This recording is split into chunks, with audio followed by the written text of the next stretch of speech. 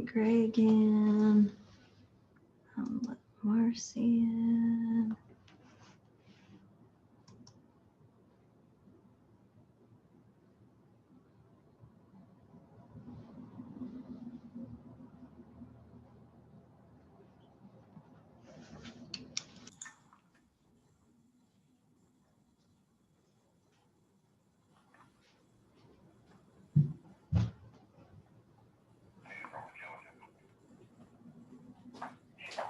It's on. The thing went away though. I was setting up a background thing, I thought. I don't know where I'm at.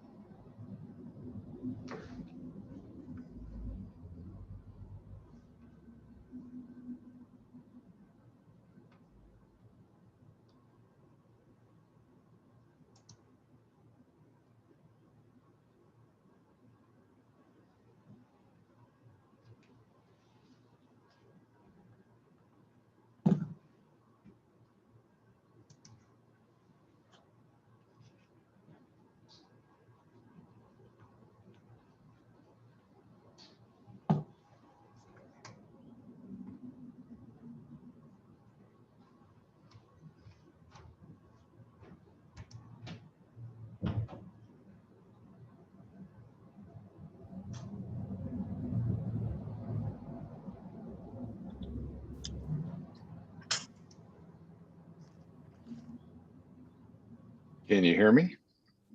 Yep. You don't look like Lori. I'm fake Lori today. Am I the first one? No, everybody else is muted. Oh. Except for me. Yeah. There we are, participants.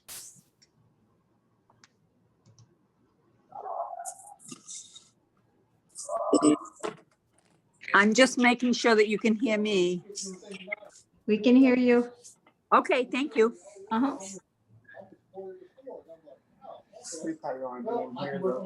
Yeah, okay. Okay. Well, I should give them some play to.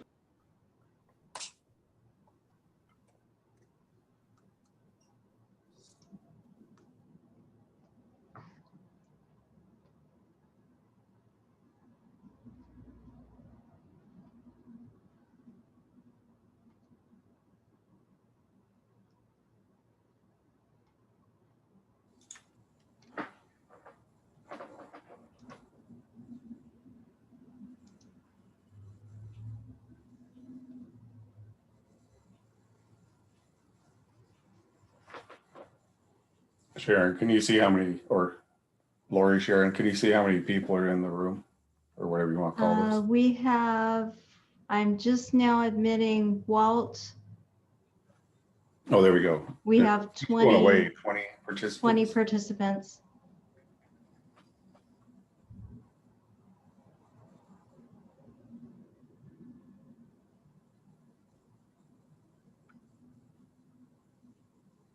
Well, I'll just be quiet until someone calls me. Okay. I mean, the mayor is muted, so I'm gonna unmute her.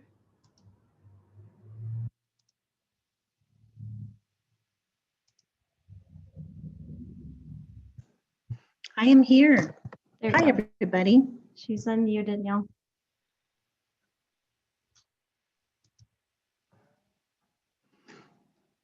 It is 6 o'clock, actually at 6:01, so we'll go ahead and begin the town hall on this March 24th day of 2021 for the city of Yamhill, and we'll begin the town hall meeting with some kind of instructions, I guess.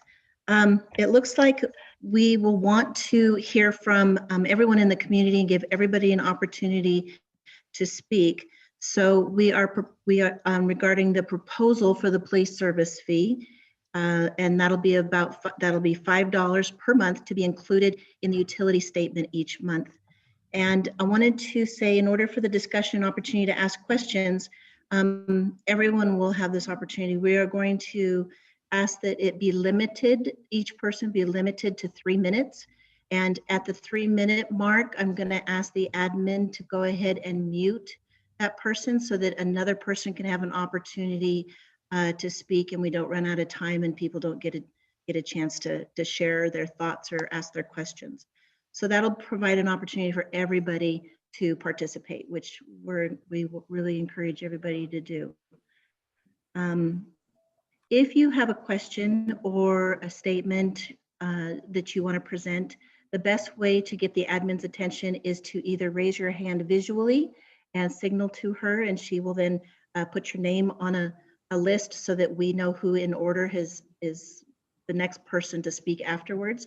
Or you can raise your hand virtually, which you can do in your Zoom account. There's a little hand that you can raise up that goes on the screen, and you can be visually seen to have a turn to speak. I hope that's clear. All right, I'm going to actually turn it over to Chief Graven to give kind of an overall statement and present some things. I am glad to see that we've included a lot of our police department officers, and so they'll be available also if you have particular questions that they'll be able to answer for you. And I'm glad everybody's joined us. Thank you very much for being here with us this evening at the town hall meeting. And Chief Graven? Excuse me, Mayor. Thank you. Can you let people, Everyone. Oh, hold on, Chief. Go ahead. can you let people Sharon? know if they're on their phone? They're not doing the video, but just on their phone to do *6 to unmute themselves, or *9 will raise their hand. You just said that perfectly. Thank you. Okay. Okay, thank you. *6, if you're just on a cell phone and you're not doing video, *6 will raise or will get you unmuted, and *9 will raise a hand. And it looks like we have our first hand raised. So we'll get that to that person after Chief Graven's presentation. Okay, Greg, you're up. All right, thank you.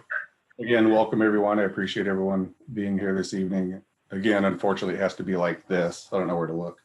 Unfortunately, it has to be like this because of current conditions, but hopefully soon that we can start meeting face to face and having conversations with people again.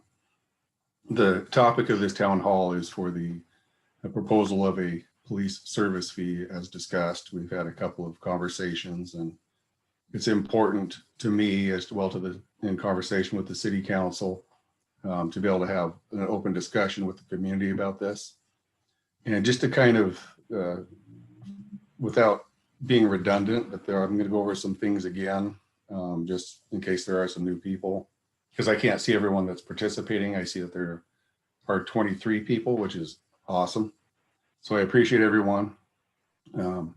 Just to let everyone know, my name is Greg Graven. I've been here for 24 years. Also with the police department is Officer Van Cleve. He's been here for 14 years. And Officer Miller has been here for 8 years. Officer Livingston, who is also doing our school resource officer position, has been here for 4 years. And Officer Yates has been here for 4 years. So that encompasses the police department currently. I did include some attachments, and I don't have control over that. And it's just kind of what can be done in talking about the police service fee as far as what, and it's kind of addressing the last conversation from the town hall 2 weeks ago regarding what our roles are here at the police department. I talked about the fact that there's a chief of police position. There's a open leadership position for what we would have as a corporal position. There's a police officer position and a traffic officer position and a part-time that's funded entirely through the Yamhill Carlton School District, a school resource officer position. So included in this document in this presentation, there's documents for what the roles are and the responsibilities of each of those positions. They're somewhat lengthy. So the chief of police job description is actually 6 pages.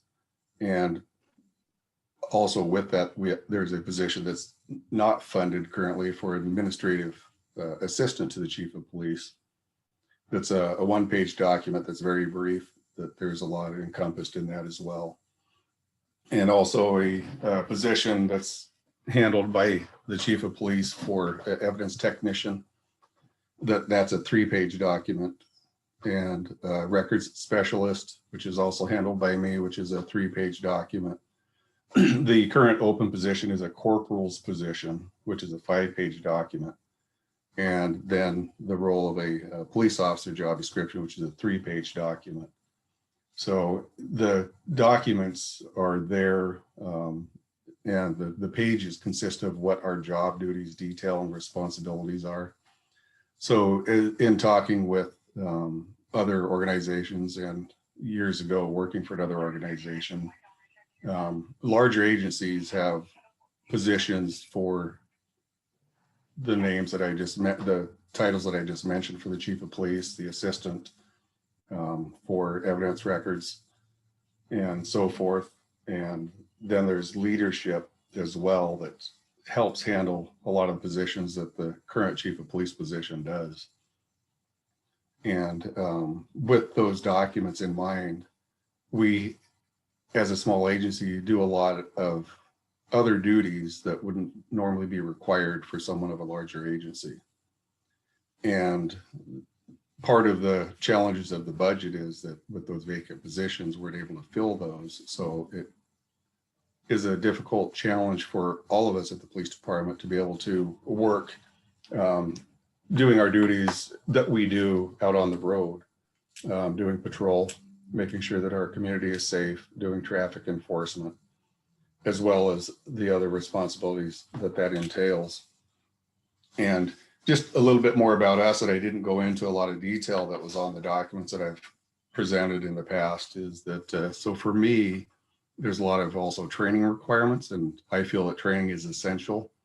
And for me, there currently, as of March, I have 3,643 and a half hours of training that's certified through Department of Public Safety Standards and Training.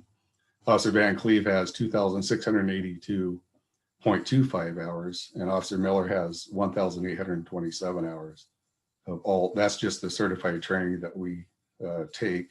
as a lot of our job responsibilities.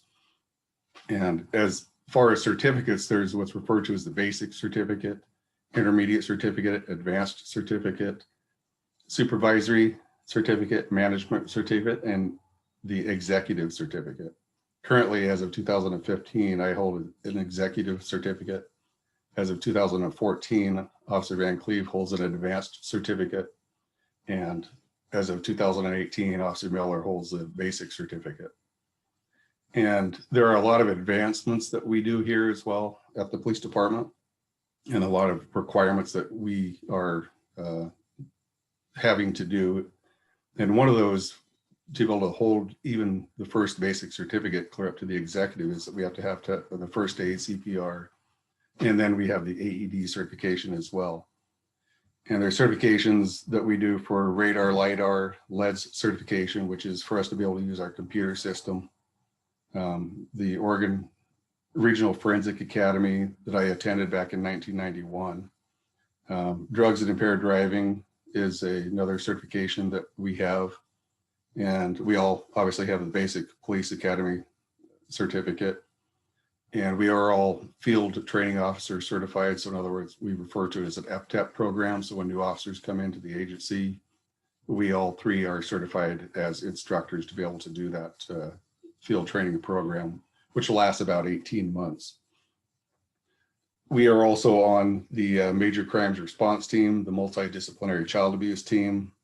I'm a part of the Oregon Peace Officers Association. We are members of the sexual assault response team and task force, the sexual assault response team as well.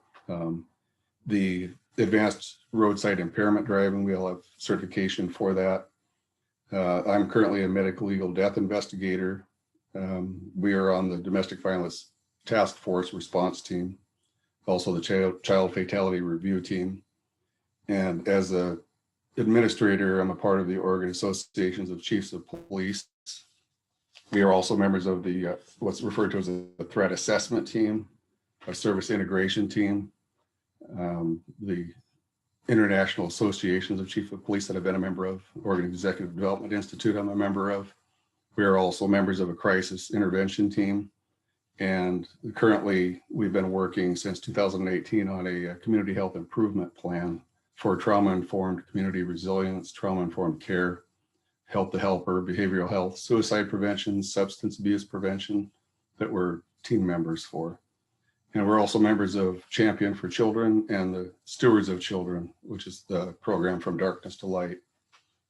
Officer Van Cleve is bilingual and he's fluent in Spanish. And he and Officer Miller are both taser and firearms instructors. Officer Van Cleve is on the multi-agency traffic team, and the officers from the agency are also doing the EMR training through the Yamhill Fire Protection District. So there's a lot of things that we are required to do as members of the department, and all of those take some part of the budget to be able to do the trainings that are required. We try to find trainings that we can do at a discount or that are free. But there's certifications that are mandated through Department of Public Safety standards and training. And if we don't do what's referred to as a standard that is audited every 3 years, then we get our certification pulled. So it's important for us to continue to do the required trainings that we have, continue to work and keep our community safe. And I, in challenges with the budget, would not want to have to jeopardize any of those things or our longevity that we've had here at the police department. So that's why I'm having a conversation, talking with the city council, talking with the mayor, and talking with the community members to get input from them, because it's important to me about what they would foresee as something that would be permissible, and that being a $5 fee that would be a service fee for police services. So there's a lot of information. Anybody that would be interested that doesn't have my email, it's on our website, and feel free to email me. I'd be happy to present any documents. I could just talk numbers and figures, but there's a lot of different things, and we've had conversation in the past about budget and about police budget. and there's been some misconceptions that I'd be happy to answer for people. The primary budget is out of the general fund. However, there are some grants. Those have been challenged recently and even more so in current times. And they're starting to slowly open back up. We're starting to try to write more grants again, but they've just been limited at this point. So there's been a lot of challenges. And again, this police service fee will not support the entire budget. It's just a step in the right direction to continue to keep the Yamhill Police Department. So I appreciate talking with all of you, answering any questions you might have, or if you have comments, I would be happy to those. But I would just appreciate that you keep it in reference to the police department. Questions that I can answer, I will. And if there are things that you have comments about, I'd like to hear those as well. So thank you.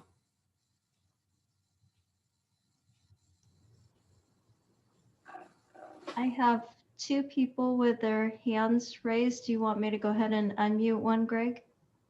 Sure, I can. 6821 was first. Let's go ahead and unmute that one. The I can 971, do that. did you say? Yes. Okay.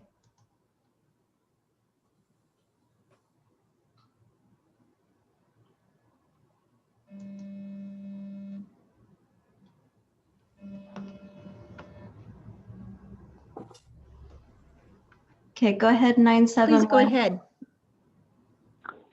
This is Lossley calling. 32968. My question, I have two quick questions. One of them is regarding the 3 minutes. If we have a 15-second question, does that just count 15 seconds against the time?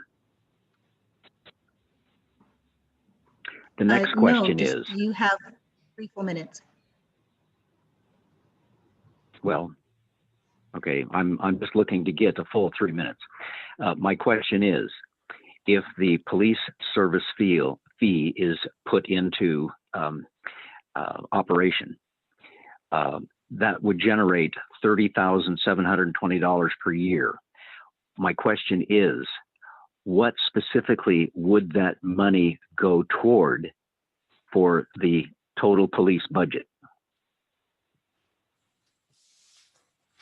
Okay, good question, Rocky. And I'm not sure what figures you're equating from, but for a $5 service fee, currently it would be $25,260 a year. Well, And okay. that would be there would be a line item for a police service fee, and that would be utilized as part of the budget for a lot of the things that we need currently as far as equipment. But it would be a line item for that, and each expense that would go out, it would be itemized as such as far as what it went out to. Okay, but at this point in time, my question has to do with specifically what that funding would accomplish.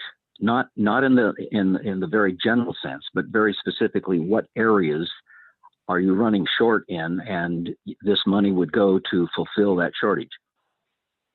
It could go towards every line item because every line item is short. So for training, for anything having to do with equipment, vehicle maintenance, those are all line items that are being challenged, as well as other means that we need to try to do as far as grant writing that would go towards other things as well, as far as filling a vacant position for a leadership role, vacant position for an assistant, vacant positions that are currently there, as well as the funding for the salaries of the Officer Van Cleve and Officer Miller's position. I will accept that for the moment, but I believe that considerable more time and detail needs to be identified and defined. Thank you.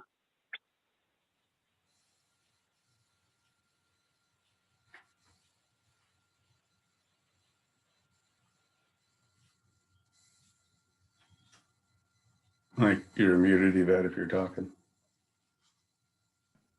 Thank you, Rocky. I went ahead and muted you. And the next person who is available to speak is the 583-1704. Go ahead. Hi, this is Patty Perrin. So in the last meeting, you indicated that there would not be an automatic increase in the fee, but according to the ordinance, that would be a yearly automatic increase per city council. And I just want clarification on that. My only concern here is that Bend did the same thing, and I know they're not in our area, but they started out with a $5 fee and they increased it over a relatively short period of time to $30 per month. So this is my concern, that this is what's going to happen. Can you give me any insight on that at all as to how this Sure. increase would go? As far as insight is how the increase would go, and maybe I misspoke on what you were saying as far as answering your question 2 weeks ago, Patty, is what I was saying is that I would not be making any increases. So that's not something I would just go, okay, let's present to the city council to have another $5 and, oh, I like that, let's do another $5. And what I was explaining last time was that it's not an increase that's made by me. It's something that we would probably not, I shouldn't say probably, because it would be something that I would intend to, but it would be up to the city council's decision. But to, if we do an increase, that we would have conversations such as we're having. In other words, it also, there's context in that agreement that, or the resolution that we would be discussing following up to see how things are going with the fee. And as well as if we do increase, we would have a similar conversation that we're having now, but that's entirely. But that's not, that's not what it says in the ordinance.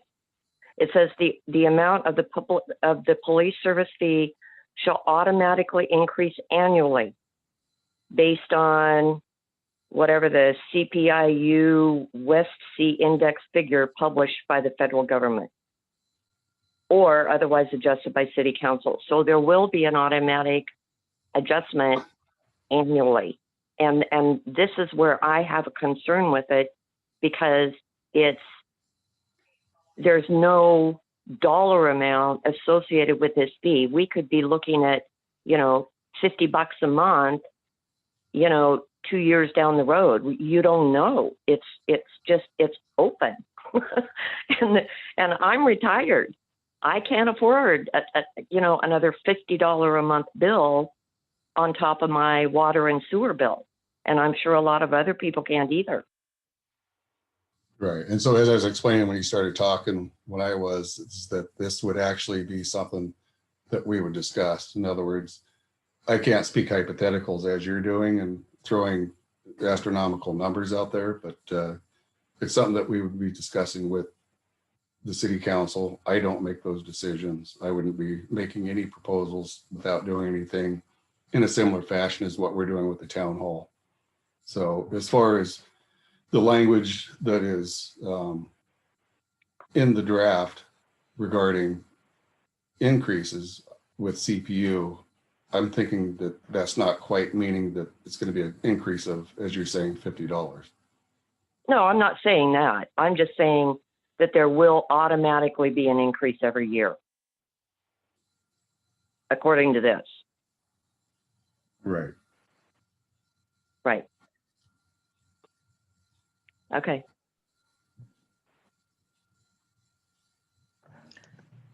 So Chief Graven, it's my understanding that this is just a standard ordinance and it can be adjusted or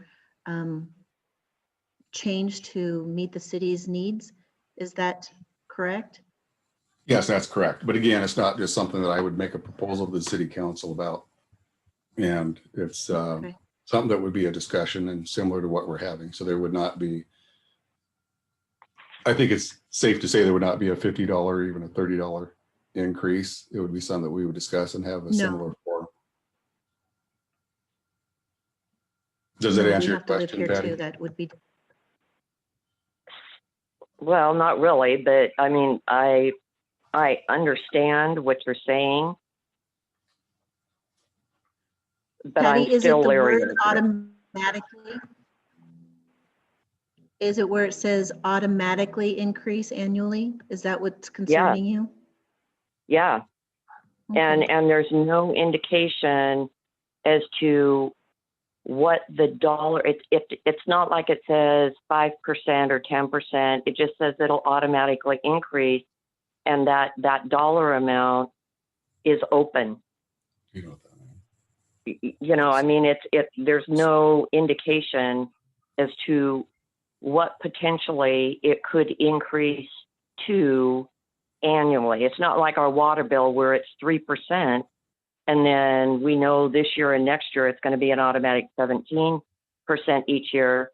This is open to whatever dollar amount city council decides it's going to be, because I don't have any idea what this CPI-U West C index figure is. I don't know what that is.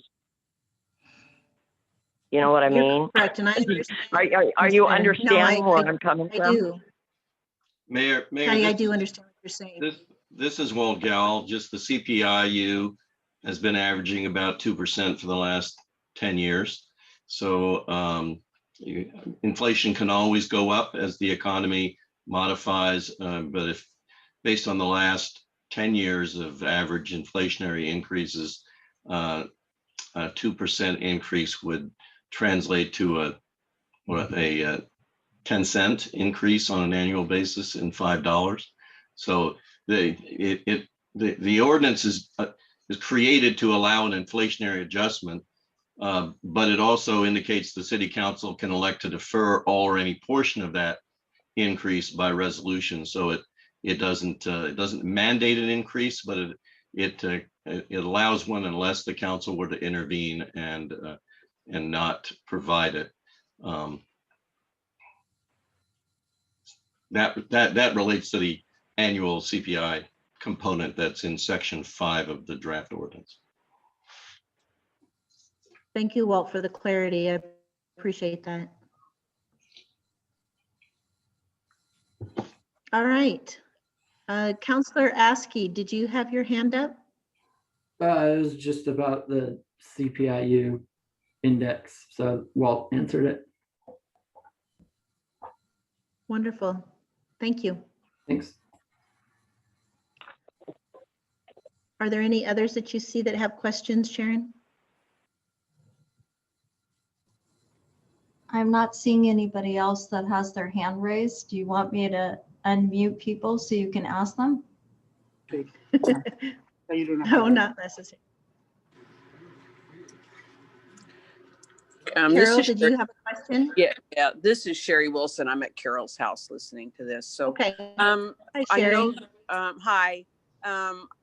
So the amount that the figure of the $25,000 that this $5 a month fee is going to generate will change next year because of the new 62 houses that are being built down at the end of my street. So that puts another $3,000 into the budget, basically, I think, if my adding is correct. So a little closer to what Mr. Laszlo said. I guess I'm just kind of, who's going to vote on this? The city council is going to make the decision of whether or not we are going to be charged this extra $5, or is it, something that the city itself is going to vote on for the, that's, I mean, I'm just new to getting involved in this. So these questions may have already been answered and I'm just late to the game. I'm glad you asked. This is a proposal that the police department is submitted to the city council, and the city council wanted to get input from the community and not just make a decision, but to really get the buy-in from the community and see what they thought about it. And so no decision has been made, and we do anticipate making a decision at the April City Council meeting. If you want to attend that, that would be wonderful. but no decision has been made yet, but a decision will be made by city council at the next meeting. Oh, oh, can it be put to the vote for? Are you talking about putting it out for an election vote? Is that what you're asking for? Correct. Okay. Um, I couldn't answer that. I don't honestly know. It's not something I think that we want to put through that kind of legislative type action. I think it's something that we can handle as a community. We are putting out surveys. There will be one on the website, city website, and I know that it's being added to the Yamhill Town Community Facebook page. And so I encourage you to find the survey and answer the questions and get your voice out there so we know, because we really want to know what people think about this. So, And can, I would think that you would add it to our water bill then. If you're putting a survey out, I don't ever get on the Yamhill County website. City of Yamhill website. Pardon me? City of Yamhill website? Right. I don't get on the City of Yamhill website.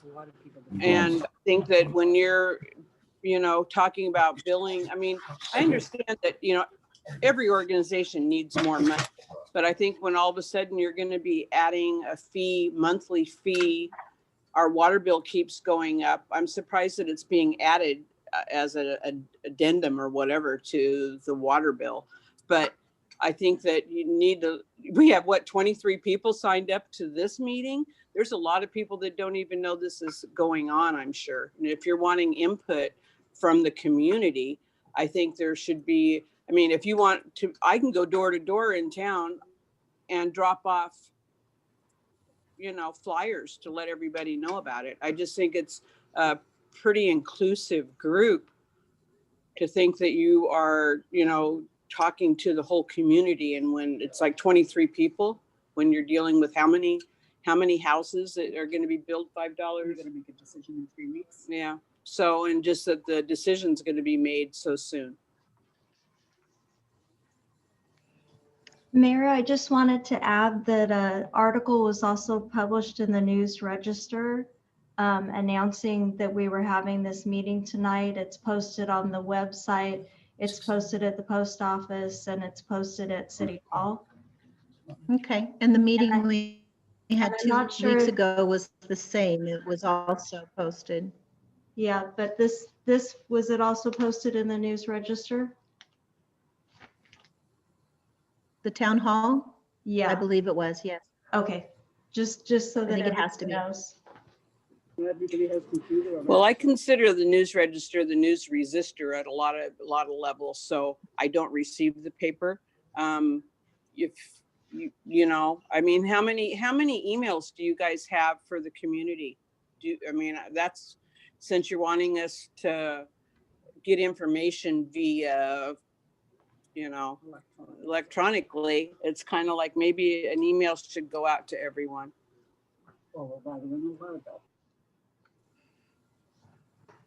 Okay. Thank you. I appreciate that, Sherry.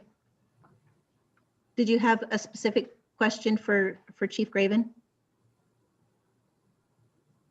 Well, initially, I thought it was going to be because they needed funding to buy handcuffs and their, bulletproof vest. I didn't realize it was such a broad spectrum of needs. So, like I said, I'm just coming new into this. So I'm just kind of surprised that, like you said, you're wanting input from the community, but besides these 2 meetings that you've had, have you had any other input?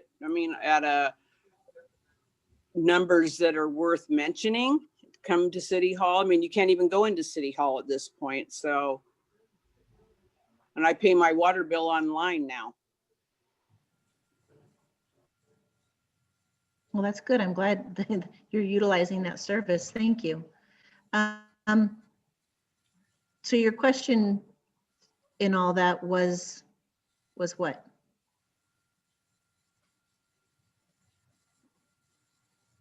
let me tap to speak here.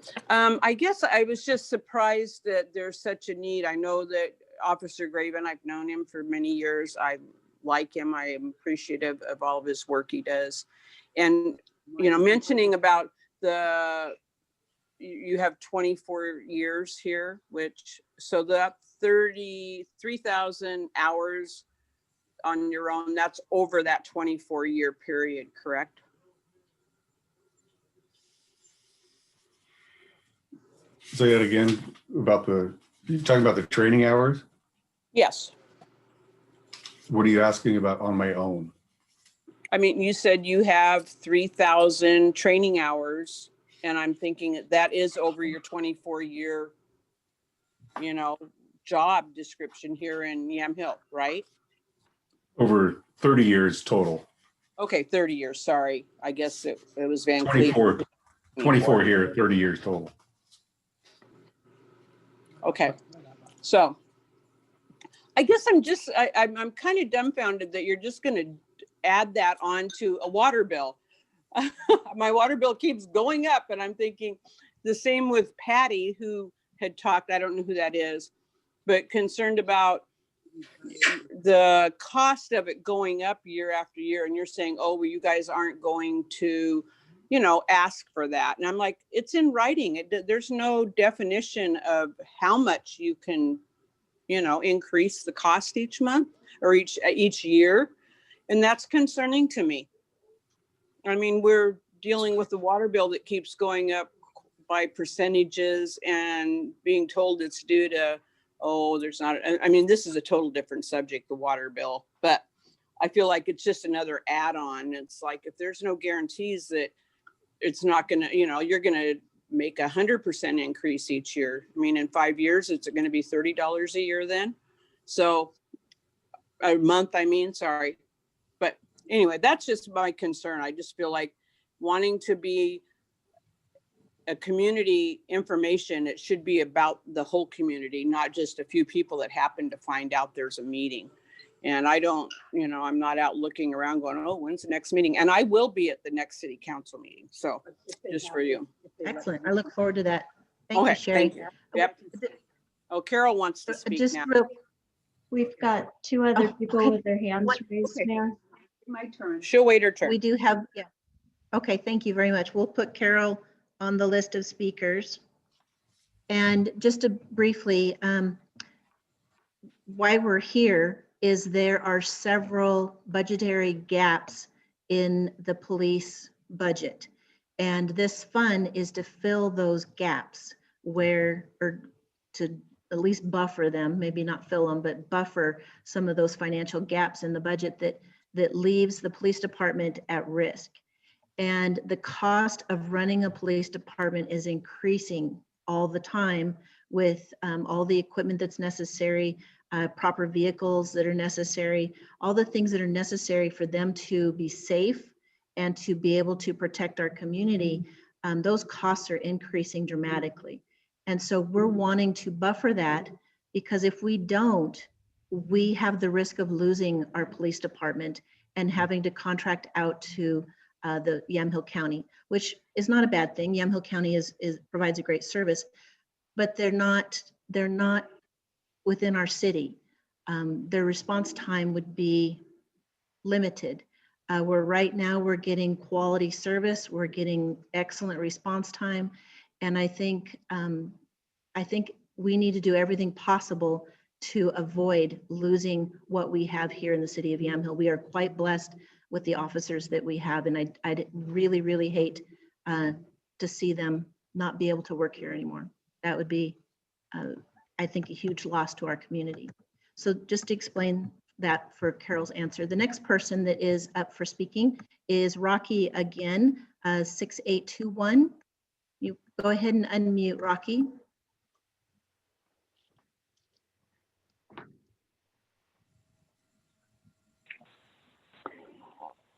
I have appreciated all of the information pieces that have surfaced. I think we've got many people that are thinking very comprehensively, and that's appreciated. One question I have is, if the $5 per month service fee is implemented, what is the enforcement mechanism for its collection?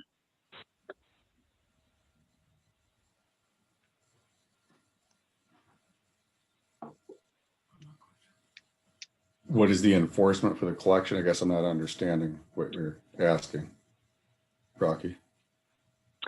If someone does not pay the $5, what is the enforcement mechanism to produce the collection? I don't The know collection about of the $5. I don't know about any accountability issues regarding that there are.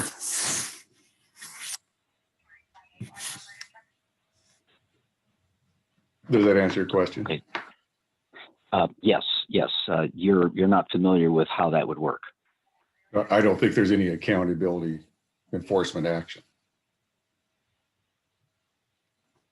Okay. Well, one of the thoughts that has arisen is it takes a minimum of 3 people and a maximum of 5 people to initiate a police service fee or any kind of a fee.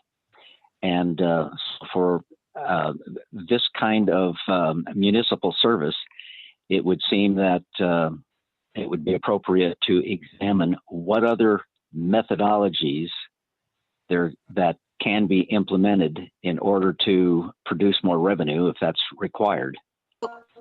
Rocky, Yes. we lost connection with you. I'm glad you're back. Please go ahead and start. We missed a bit of what you were saying. And can you tell me when I left you? I think I get the I gist wish I of it, could. Rocky. I'm sorry. I get the gist of it, Rocky. So basically, to answer your question, and as I kind of discussed, there's been challenges with grants currently. Those are opening back up, a lot of them. So we do still have some grants that we've been awarded, but they're a lot lesser amounts than they used to be. And one that is a large one is what's referred to as the COPS grant, which has funding as well that we're going to initiate and try to apply for again, as well as a few others that we were awarded. So okay, you do know that the vote of the citizens on a levy to produce revenue for a specific purpose is something that can be done. So has that been looked at? Has it been investigated at all? And if so, what are the results? It's been discussed by me with the city council over the last 4 or 5 years now. And as far as a levy, a bond, and this is the route that I chose to take just because there were other levies and bonds that were taking place that would have been challenging to be able to do all of that at once. This has also been discussed 4, 5, 6 years ago as well, as far as what we are discussing tonight. And then there was the conversation at the same time in light of what we're having currently about the water rate increases. So it's been something that I've discussed because the budget's been a challenge since 2013 when I started doing budget, and it hasn't been very large increases for budget. So it was just the fact that in talking with the city council, my determination and decision was to just propose it as we are doing, because there doesn't ever seem to be a good time. There's always other challenges. Well, when you're talking about the taxpayer having to come up with more money, that is not always something that the taxpayer is looking forward to. But we do have to appreciate, and we do understand that there are costs and there are services that are needed, and they do cost something, and it's important to give consideration to them. In light of just looking at the police service fee, is my understanding that in the next 2 years, there will be a 17% increase each of the next 2 years for water in particular. there is discussions have been generated in the recent past that in order to pay for stormwater, some kind of a fee or some mechanism of raising revenue is going to be either needed or required to accomplish that. So, you know, for people who are on the outside of maybe our elected officials that are involved in potentially a workshop talking about revenue needs, with all of these potentials, it would seem that a grander plan, a plan that is comprehensive in nature, taking into account rather than a piecemeal, well, we'll do a police service fee and then we'll do another fee, and you know, the thing maybe just continues to go on. I'm not so sure that our folks in the community would like to go down that path. Okay. I don't know if there was a question in there, and I appreciate the comment, but I can only speak to the police department and the police service fee. So just, again, the reason I brought the others up was because I've been wanting to propose this, and there never seems to be a good time, with the respects of the community and with the respects of you taking the words out of my mouth about the importance of this and about it being another expense. Yes, and maybe there is not a best time, but it is better to do a lot of planning and research and coming up with a comprehensive, hopefully, remedy sooner than later, because later always gets us in trouble. And let us be a community of people that face the challenges and the circumstances early on with loads, a great amount of discussion opportunities. And at this point, I would even suggest to all of us that if the council wants to make a decision in 2 additional weeks, approximately, that is, I don't think that allows for enough additional time to do all of the research and answering questions that need to be. So thank you up till this point. Thank you. Thank you, Rocky. We have Chris Livingston had his hand raised right after Rocky, and then Alicia Overstreet. Officer Livingston, please go ahead. Hi there. Can you hear me okay? Yes. All right. So honestly, I don't get paid very much for what I do. I look at this department as a family, and I look at how much they care for this community and for what they do, for how little they are doing it for. It just amazes me what we're able to do. And so it's pretty shocking how little our officers get paid. I don't get paid except for the little bit of time I spend at the school. So, you know, the city budget is not affected by what I do, but all 3 of our guys that are paid could go to other departments and make so much more money. And it's sad to see how much they care and how much effort they put into it, and see how little they get paid to do it. Like Chief Graven showed, there's at least 3 different, aside from what he's already doing as the chief, 3 different job positions that he does himself. The amount of hours that man puts in are just insane. And I don't know how he does it. And I am appreciative of him every day. And I guess when it comes to the budget, I know that it's hard to say, hey, we want to be able to see exactly one thing this thing goes for. But when we have to put off taking our vehicles in to get the oil changed because there's no budget, when we have to wait to do things because our equipment is so old that our laptops haven't been changed in 10 years, and we finally get new laptops, but now we can't afford to do anything else. It's pretty frustrating for them. Honestly, I have paid for almost all of my own equipment. The only things I haven't paid for is the one uniform that the city paid for. And then we got a grant for new armor when our armor started to expire. So these guys just put their hearts and souls into what they're doing for this town. And I support them no matter what happens to my position. They need as much support as they possibly can get. So I just wanted to put that out there. I know all we've heard is the view against doing this, but they need the support, and there's just not a lot of other options for them. Officer Livingston, is it correct, is my understanding correct, that whenever you are out on patrols, you're doing that of your own free will and time, and you're being unpaid for that? Correct. Yep. Thank you. Thank you for doing that. Yeah, no, I'd gladly do it. I love the community. I love being out there. Well, we are eternally grateful for your time and your willingness to be away from your family and put your life at risk for us. Thank you. Thank you.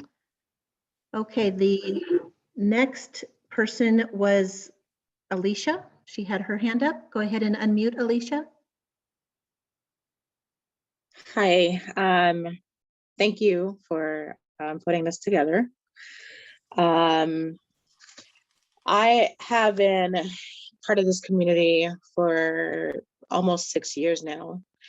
And even in the last 6 years, there's been a lot of growth in our community. So I guess one of my questions is, does anyone know if, with the growth of our community over the last few years, if there has been any change in the amount of money that has been allotted for the police department?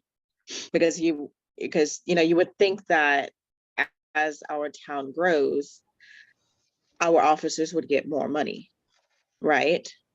I guess so. That's my first question. I have a few questions.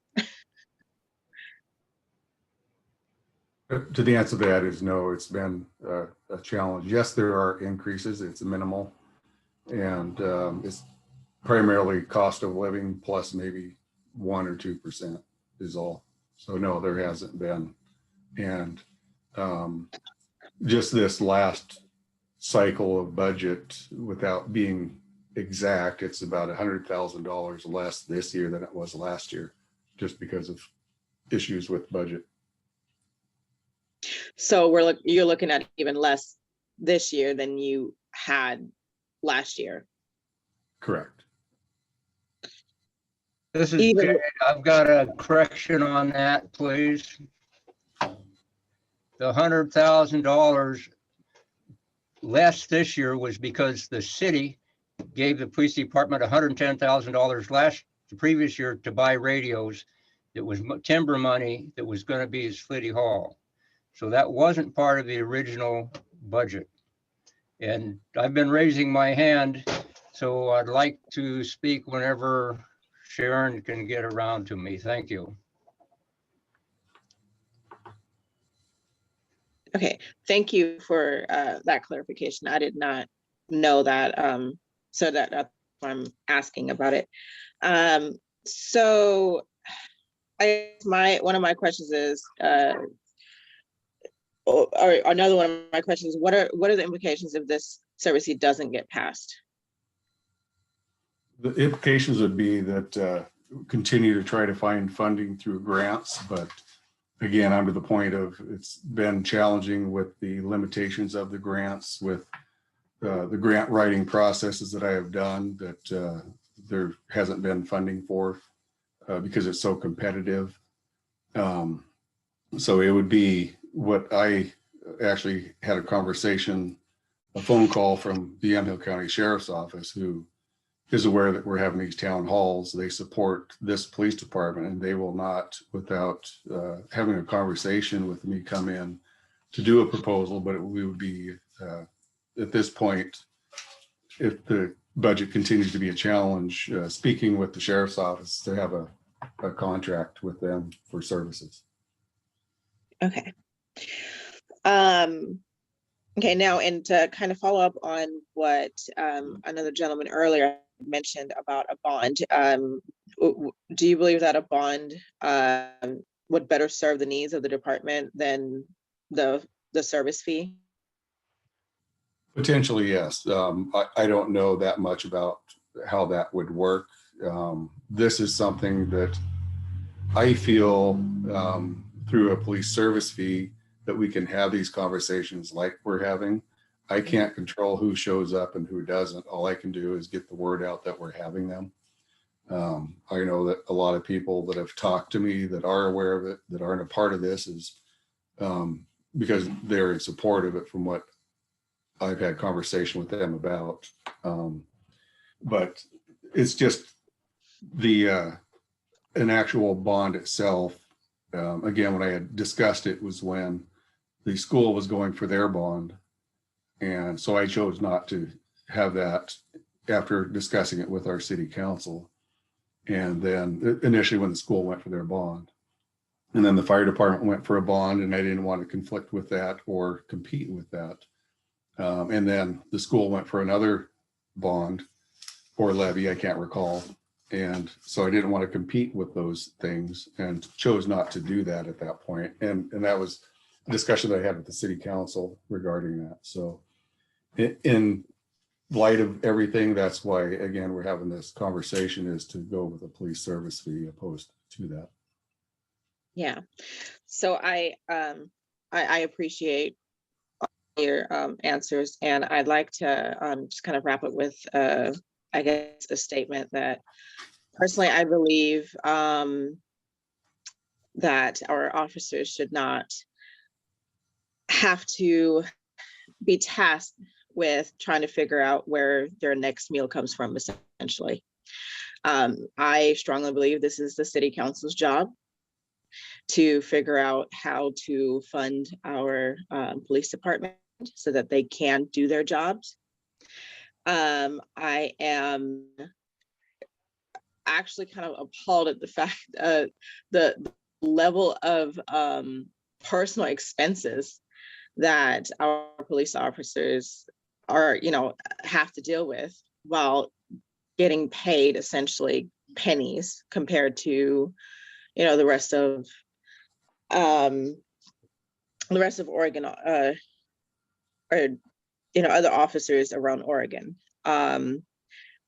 I also strongly believe that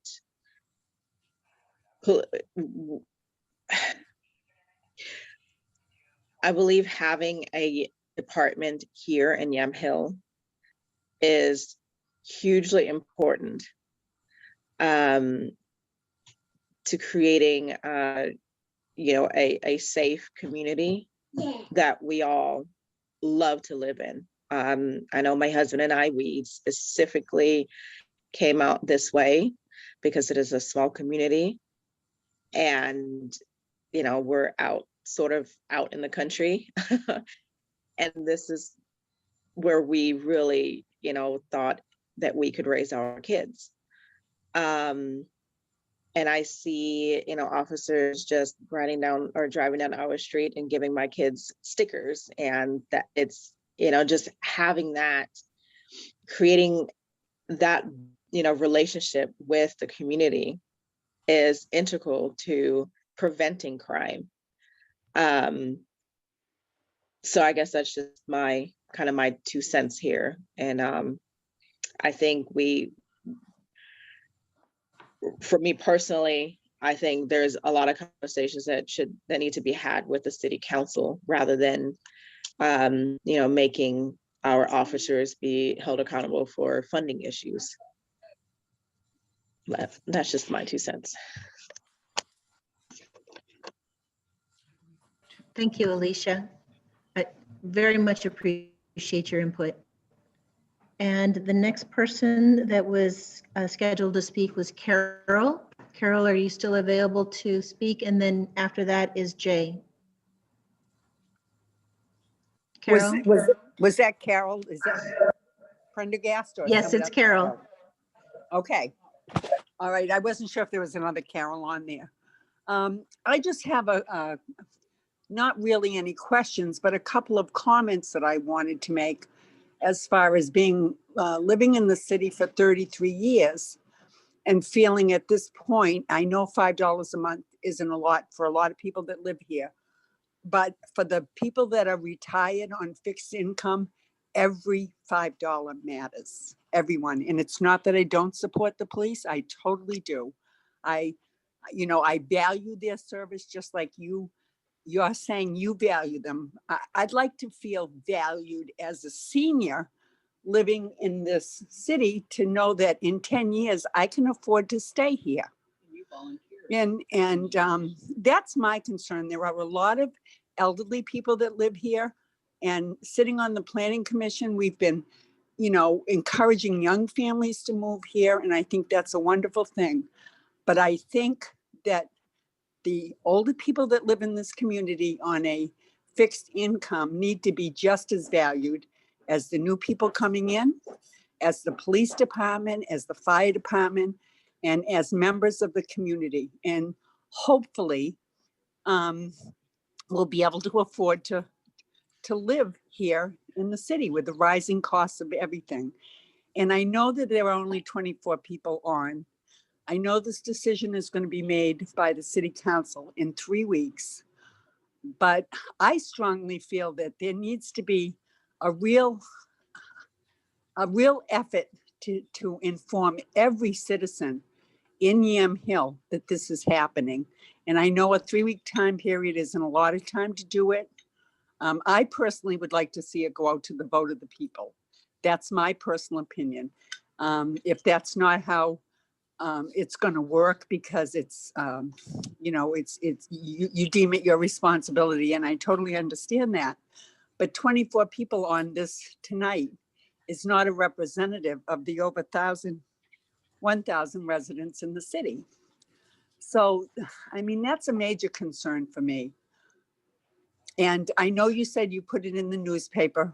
I don't get the newspaper. I get informed because of the Pam Kirsch and the site that she runs on Yamhill County, but a lot of people don't have access to the internet, or they don't get on Facebook, or they're not in these groups. And I've talked to a lot of people that had no idea this was even a topic in town. So I guess that's just my 2 cents. And me personally, on a personal level, I'm speaking as a senior living in this community on a fixed income. And that's just, there's a lot of us out here. And I'd like to feel as a valued member of the community as a newcomer coming in. That's all I have to say. Thank you, Carol. I appreciate your input and your opinions. I do take into consideration our senior community, and I'm glad that you're standing up for them. Thank you. That's important. Jay is up next, and then we have Alicia, and it's 7 o'clock, so we're going to stop there. Actually, we're going to add Kristen, and then we'll stop there. And go ahead, Jay. It's your turn. Please unmute.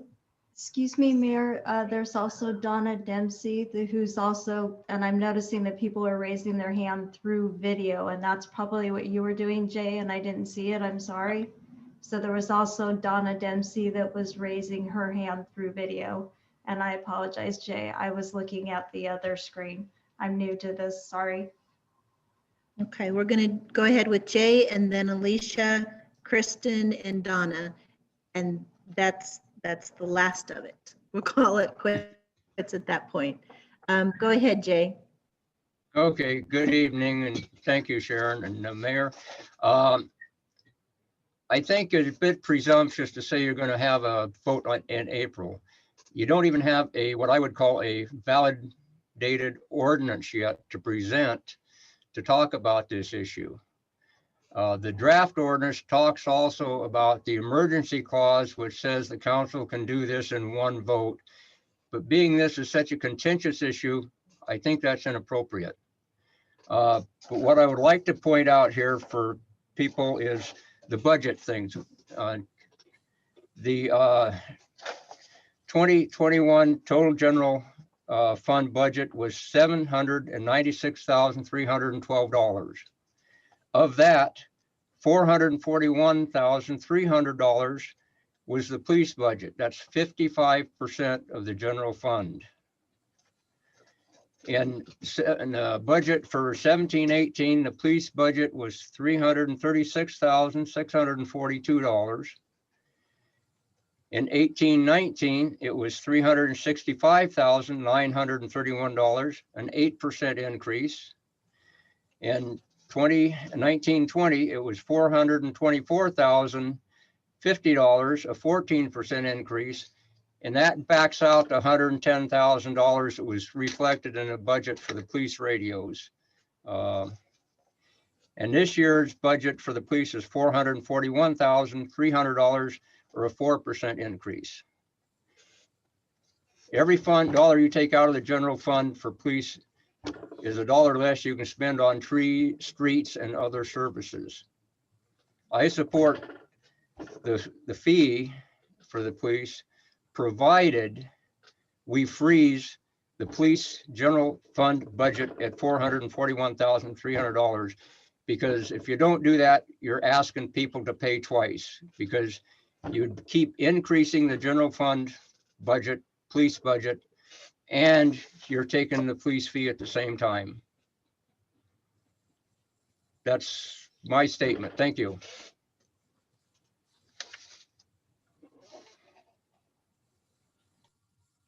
Thank you, Jay. I appreciate your statement. Next would be Alicia, 3 minutes. Yeah. Thank you for letting me talk again. And Jay, I absolutely appreciate that information, and actually kind of hearing the proposing the freeze on the general fund if the police fee is implemented, I think is an interesting take, and I think should definitely be presented to the city council. So that's my kind of 2 cents on that. Or I think that is actually a good idea. Now, having said that, I didn't want to, create any contention by saying that we moved here 6 years ago, and we moved here for a reason, and that I do, agree with the service fee, because I truly believe that it's not the police officer's job to make sure that their position is funded. What I also want to say is that my family does live on a fixed income as well.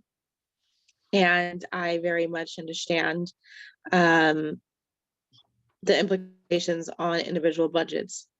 My husband is a veteran, and therefore, that's quite literally the only thing. We have that income, and that's pretty much it. So therefore, I understand the implications that it can have on individual budgets. And that's why I think overall, this needs to be a conversation to be had with city council, because I truly believe that it is the city council's job to make sure that the police department is funded, not the job of our police officers. They have an entire list of other things that they need to worry about. So yeah, I just wanted to, make sure I didn't want to create any contention between native Yamhillians and new people coming in.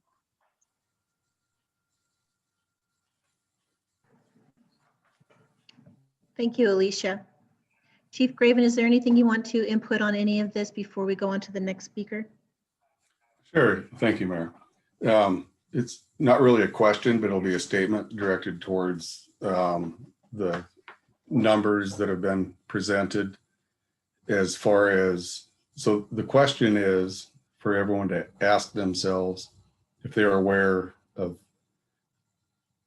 across the United States, specifically for Oregon, is anyone aware what a local police department spends percentage-wise of a general fund?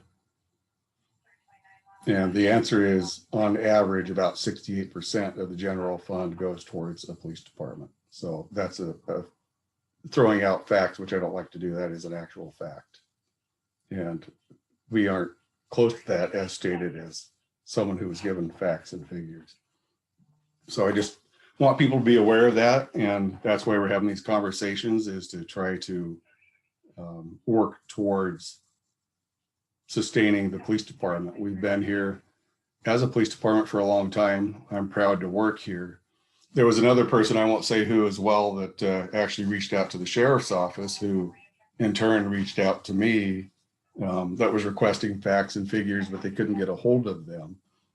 So this coming fiscal year for the Yamhill County Sheriff's Office, the sheriff with roll-ups, in other words, all of the incentives that they have,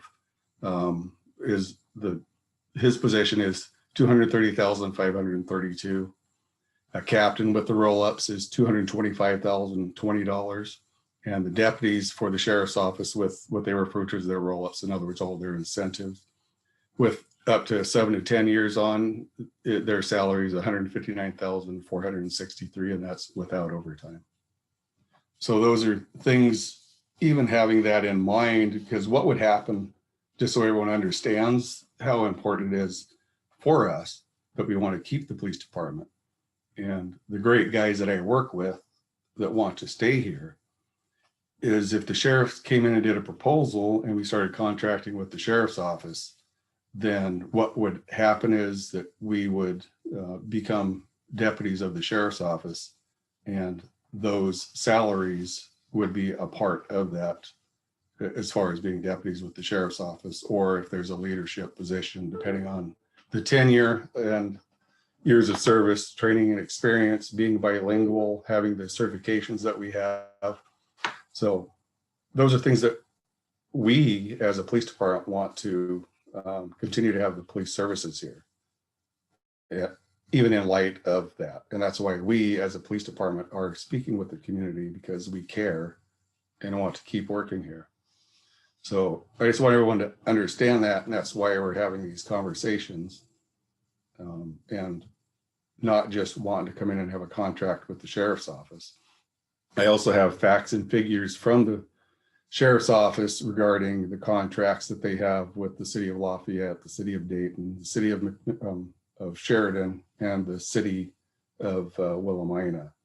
Those, and Amity as well, if I didn't mention that. So those contracts, the majority of them also have a police service fee that was implemented, as well as contracted deputies that would contract with the municipality. In other words, if it were to be here in Yamhill, as they do with the other cities that I mentioned. So they, in talking with them, would propose to have a contract made up where they would contract for the city of Yamhill.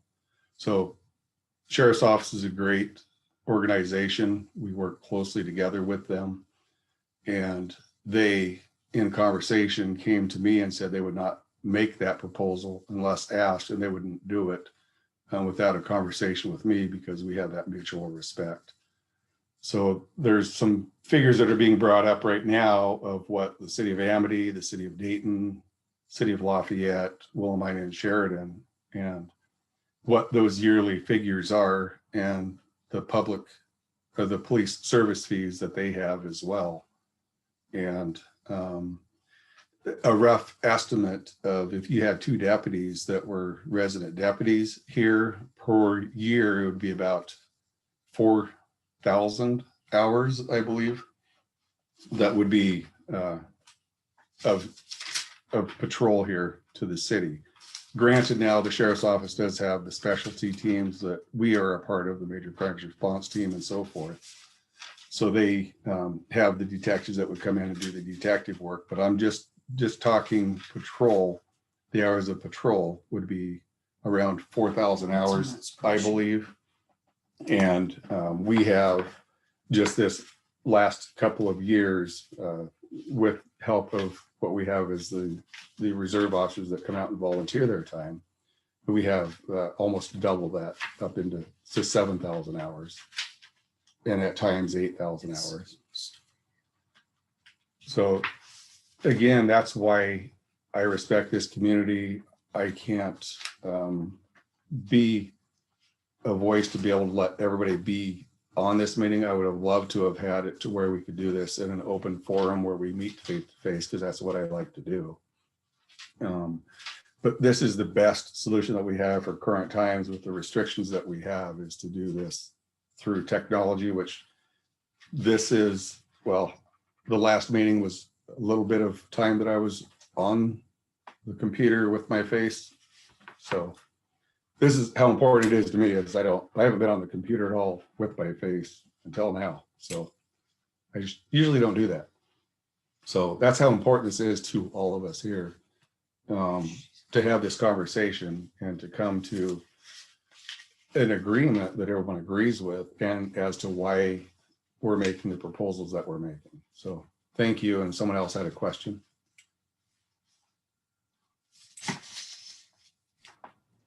We've got Kristen with her hand raised. Donna Dempsey had her hand raised. Mitchell Manson, Robert Davis, and Patty Perrin.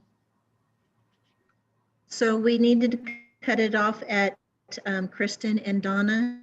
Okay. Those that came in afterwards, Mitchell, Patty, and Robert, I encourage you to attend the city council meeting in April, and either that or you can submit your questions or concerns in writing to the city council, and those will definitely be addressed and reviewed. But Mitchell, Robert, and Patty, I apologize, but we are cutting it off after Donna. Sorry about that. So Kristen, you're up next. Please unmute. Go ahead. Or Sharon. Yeah. I have been a member of the community my whole life. And having little kids and growing up here, just like Alicia said, I value our police officers, not only with the job that they do for such a minimal wage, but also just the rapport that they build with our kids. Like, that is a way to like build a wonderful community, and also just good people having a good relationship with your police officers at a young age. But I think it's just silly how everyone keeps bringing up the water bill fee. I understand people on fixed incomes, but there is like no connection with the water bill and the police service charge. Like, we could send them out on two separate pieces of paper if people would like to see them that way. But $5, like, the money has to come from somewhere, whether it's the police officers getting paid currently with the police officers we have, or the county coming in and taking over, and still we will be getting charged, you know, on taxes, or whether we pass another bond and raise our taxes more. I think for me as a property owner, paying $60 a year is just such a minimal expense to keep the response time that we have and keep the face of the police officers in the community. And I mean, I totally understand. Like, we have a young family and we budget as well, and $60, you know, definitely, you know, is more in the year than we're used to paying now. But I think that $60 is just such a small fee compared to what it could be if, say, a bond was passed or the county were to come in and, you know, have their services instead of the current police force that we have. But yeah, I just wanted to give my 2 cents, I guess. Alicia, I definitely loved your comments with you having young children too. And yeah, I just think it's so important. It's just investing in the future of our community, and that's important to me. Thank you, Kristen. I appreciate what you're saying. And just to highlight on that, if the city did contract with the county for services, it would cost the city $400,000 plus the county would go to the county council or the county commissioners, and they would then implement a police service fee also on top of what the city would be paying. So one way or another, we're going to have to pay for these services. So I appreciate that, Kristen. Thank you for mentioning that. All right, the last person for this evening before we close down the town hall is Donna Dempsey. Donna, please go ahead and unmute and share your question. Thanks, Javette. I would like to just say, when it comes to the point where we really need, you're in need of the police and their specialty skills, I think I'm willing to pay that extra $5 a month. And I think that for those that are on the fixed income, whether there's a way to set up a fund for those that need it, whether a mini grant thing within the city or something, I'm willing to try to figure out something that we can do, a fundraiser or something that we can set up maybe within the city for those that might need the help. I don't know whether that's possible, but I think, there's some way to help those that are on the fixed income to help them on out with that. That might be an option. The other thing that I wanted to bring on up is, do we no longer have the grant writer? No, we do. Actually, Sharon, who is assisting us this evening, the administration here, is our city grant writer, and she has been hard at work doing research on acquiring as many grants as possible. And she's been reaching out to all kinds of agencies to find grant opportunities for the city. Okay. And the city as a whole, not just one department, but all of the city. Okay. So I thought we had that. So that was the other thing, is as long as we're still looking for those grants. And then, so I think that, we need to still, again, continue looking at those grants. And if there is grants that come on through, would they look at maybe decreasing, or is this still going to keep going? So that people will have a peace of mind saying, oh, is it always there, or can this ever go away? Or are we always looking at, will this forever be there? Is this just a temporary service fee? Is that what you're saying? Correct. I would imagine not. I would imagine this is going to be an ongoing fee. Whether how it increases or whether it increases, time will tell. We don't have any plan to increase. We don't have any desire to increase. We're just grateful if this proposal is approved, that for having the fee. And so I don't see us abusing that privilege at all. Okay, but thanks to all the police officers and their dedication and their hard work. And I think that, they deserve this.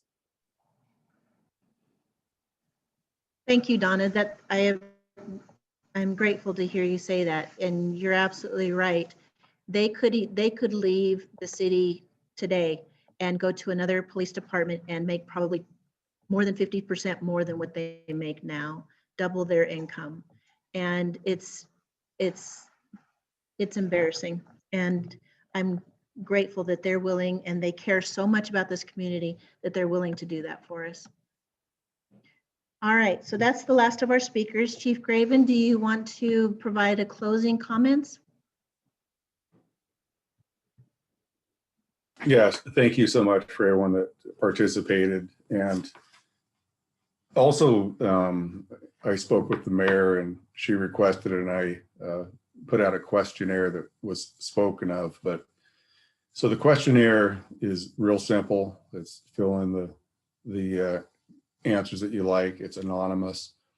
And at the bottom, there's a portion that I left, and I was pretty proud of myself because I figured it out myself. Is you could just type in there and the box will expand for a narrative of how much you want to give input on comments that you might have. And so those that are interested in taking that survey, again, it's anonymous and it's entirely voluntary to do. But I would like to know what people's opinions are. I would like to know what people's thoughts are, and I would like to know what input they have of what we can do as together as a community to resolve not just this issue, but whatever issue they might have. So again, I've been here for 24 years. I talk with people on a regular basis. People know me by first name, and we talk about these things. And a lot of the programs that I see other police departments implementing, I talk with them about the official program here, and they're like, well, we've been doing that for years. So I appreciate all of you. I appreciate the community. I know it's a small portion of it, but again, a lot of them I have talked with, they're aware of this service fee and that are in support of it. But so anyone that does have any questions, concerns, again, my email is on our website. Call into City Hall. I'd be happy to come and talk with you personally. The questionnaire, if you want to fill that out, I'd be happy to read that. If you want to leave information of who you are for me to respond to you personally, I'd be happy to do that as well. So, and also Kim has something that she wants to talk about as well. I don't think she wants to be on camera. No, I don't. But Kim wants to talk about some stuff as well here that she has, if that's okay, Mayor. Yep. Yvette, Mayor? I can't hear. Yes, Kim? I would like to just clarify. You can go ahead. I'd like to just clarify a few things. Please. It was thrown out there about the $110,000 from the timber money, but I think there was also a bigger chunk that was given somewhere else. And I'm not quite sure why the police radios are signaled out in that when it was required equipment to have, and they wouldn't be able to communicate with anybody else without these radios. There was also another big chunk of the fund, I believe, that was spent on a light project that didn't work out too well. And a vote in an off election year is going to be very expensive, from my understanding. And I also wanted to say, talking about just the police fund and how much it increased, don't all the funds increase every year? There's inflation, that type of thing, but only the police department fund got signaled out tonight. I'm in support of our police department. I'll gladly pay my $60 up front. I'll gladly give up my Starbucks that I get occasionally to pay for that. And I would gladly try to help somebody help pay their payment if they were unable to. And that's all I have to say. This is my family. I love these guys, and I support them 100%.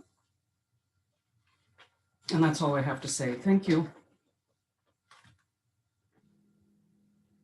Kim, your input is valuable. Thank you for speaking up. All right, Chief Graven, if you have nothing more to input, the survey that he mentioned will be on the city website, and it will be also on the Facebook page, Yamhill Town Community. And you can also pick up a hard copy of it at City Hall, and they will provide that to you. And you can fill it out and give it right back to City Hall. And so if there's nothing else, I'm going to go ahead and adjourn Town Hall, City of Yamhill, for the evening. Have a great evening, everybody, and I hope to see you at the City Council meeting on April 10th, maybe. Second Wednesday of the month. Anyway, I will see you there, and it'll be announced on several sites for you to attend the City Council meeting. So thank you for your time. Good evening. That's April 14th. Oh, Thank you, Sharon. April 14th. That's You're close. welcome. Good night, everybody.